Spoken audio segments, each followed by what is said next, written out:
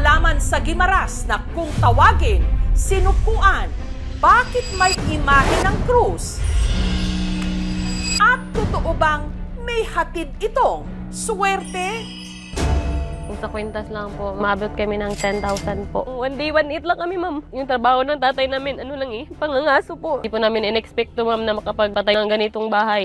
Magaanay mo pa matiyag, makuha ang palanakit simulawas. Parang milagro na binigay ni Lord sa amin.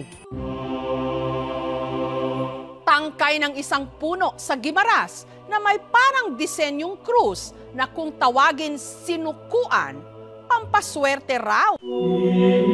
Sa isla ng Guimaras sa Visayas, may tumutubong halaman na ayon sa mga nagsangasangang kwento, di umano, milagroso. Ang patunay, makikita raw kapag tinapyas ang sanga nito.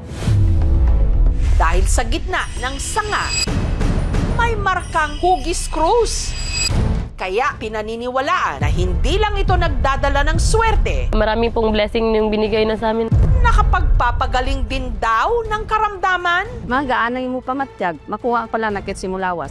Ito ang halaman kung saan isinusuko ng mga tiga-Guimaras ang kanilang pag-asa at pananampalataya. Ang sinukuan. Ang isa sa pinakamabentang souvenir na itinitinda rito sa Our Lady of the Philippines Trappist Monastery sa bayan ng Hordan. Sinukuan ni siya, ma'am, nga kahoy. Ari, ma'am, bisan ano mo na sa ma'am kautod, cross gina sa Japon. 10 years old pa lang po ako, sumasama na po ako sa mama ko nagtitinda sa Trappist. Sila raw ng kanyang amang si Jo Marie ang kumukuha nito. Sir, bakit po kayo may dalang aso? Hindi natin makikita, malaman ng aso, yun iniiwasan din namin. Papaalam muna na hihingi. Alam po namin na may nagmamayari ba. Hindi po basta-bastang kukuha ka lang tapos titinda mo lang. Pero ang pangunguha ng sanga nito, hindi raw para sa mga mabilis sumuko. Makalipas ang ilang minuto, may namataan silang maitim na sanga. Ito raw ang kanilang pakay. Ito yung kinukuha namin na micros. Ayan sa sir.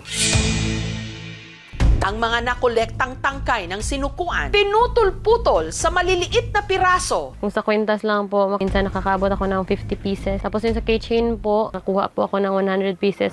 Isa raw si Desiree sa makapagpapatotoo sa swerteng dala ng sinukuan. One day, one eat lang kami, ma'am. Yung trabaho ng tatay namin, ano lang pangangaso po. So, paswertehan kapag merong kuha. Kung wala, wala din. Hanggang naisipan ng kanyang mama Daisy na magbenta ng souvenir mula sa sinukuan. Ang mama ko, nakita niya yung sinukuan. Curious din siya ba? Bakit may cross nga?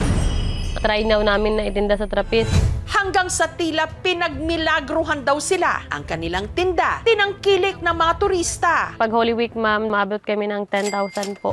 Dahil dito, unti-unti raw guminhawa ang kanilang buhay. Di po namin in-expect to, ma'am, na makapagpatayo si mama ng ganitong bahay. Maliit lang pero hindi kami nababasa. Pero si Daisy, namatay nito lang Enero. Sa kabila nito, ang paggawa ng sinukuan souvenir, hindi sinukuan ang kanyang anak na si Desiree. Kung wala po yung sinukuan, hindi ko po alam kung ano yung buhay namin ngayon.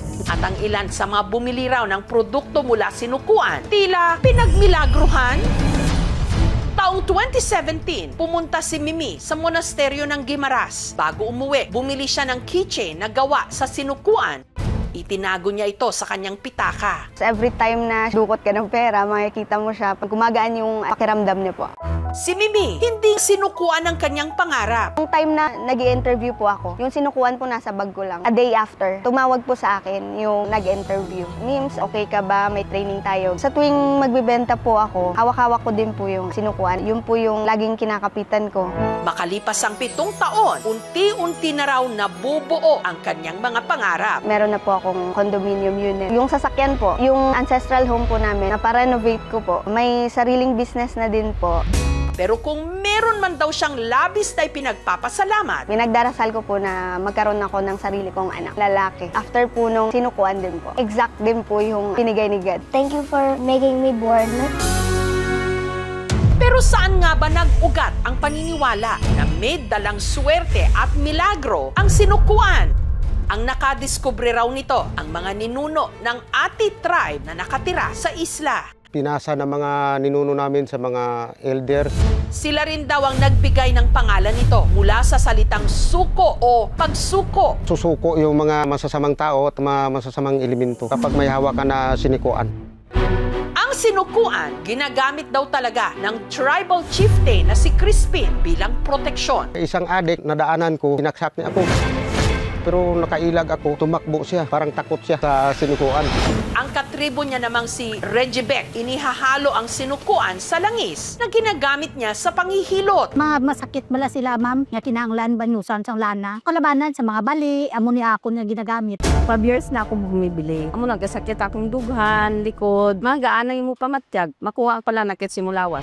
Dahil dito, kumikita raw si Regibec ng 1,200 pesos kada araw. Kung wala guro ang sinukuan, wala. Wala gid kami. May mga nagsasabi na ang pinagpakuluan ng kanyang ugat ay ginagamit pang gamot sa ubo. Wala pa mga pag-aaral patungkol sa mga traditional claims na ito. Sa IPRA, o Indigenous Peoples' Rights Act of 8371 of 1997, ang ICC's IPs lang po ang may karapatang gumamit at mag-revitalize ng kanilang kultural na tradisyon at custom po sa kanilang community. Ayon po sa kanila, bawal po yung gamitin ng hindi po IP without po process po ng pre-prior and informed consent po.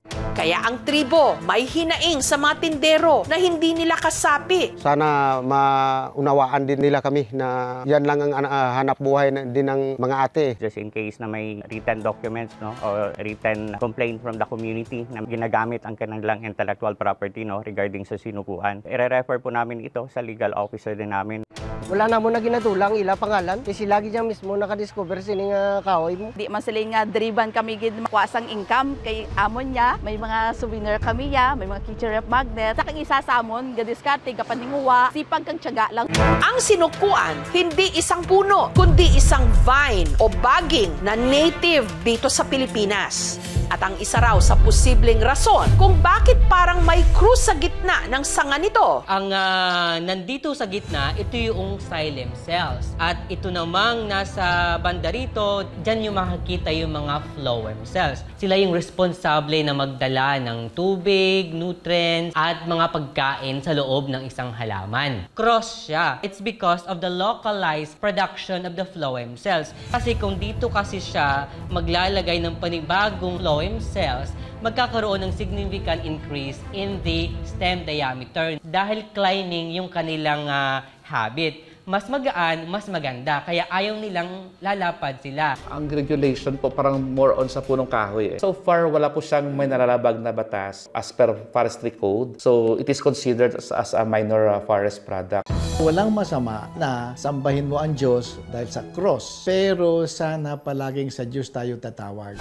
Tayo ang gumagawa ng sarili nating mga swerte na sinasabayan ng hindi natin pagsuko sa ating pananampalataya na merong nasa itaas na magkakaloob sa atin ng siksik, liglig at umaapaw na pagpapala.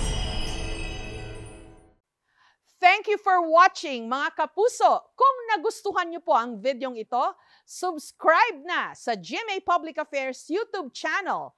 And don't forget to hit the bell button for our latest updates.